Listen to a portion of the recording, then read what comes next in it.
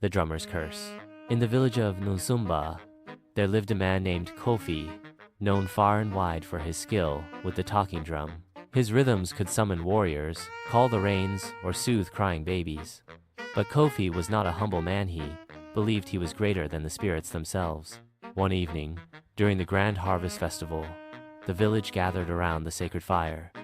Elders, hunters, and dancers moved in rhythm to Kofi's drum. But as the music reached its peak, something changed. His hands moved faster than before.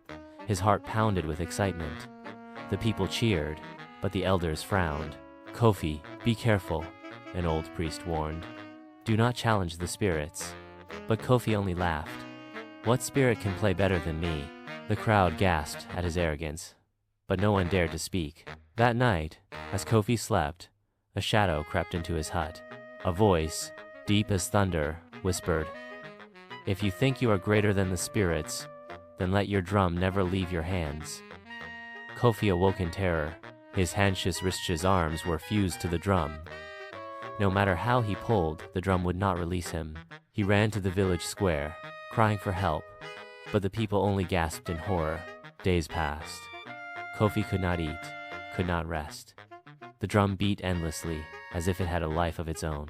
The constant rhythm made the villagers uneasy, and soon the chief commanded, "You must leave, or your curse will bring misfortune to us all." And so, Kofi wandered from village to village, seeking a cure.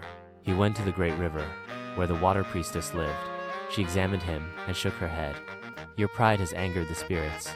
Only humility can set you free." He climbed the highest mountain to meet the wise old seer. The seer listened and said, "You challenged the spirits. Now, you must prove yourself worthy of their mercy." But how? No answer was given. Kofi walked through forests and across rivers, the drum echoing with every step. His fame turned to legend, then to myth. People feared him, calling him the Cursed Drummer. One day, exhausted and broken, he returned to Nsumba and fell to his knees before the elders. "Forgive me," he begged. "I have learned my lesson. The drum is not mine, it belongs to the spirits." The wind whispered through the trees. The villagers stood in silence, and then the drum loosened from his hands, rolling onto the ground with a final, hollow beat.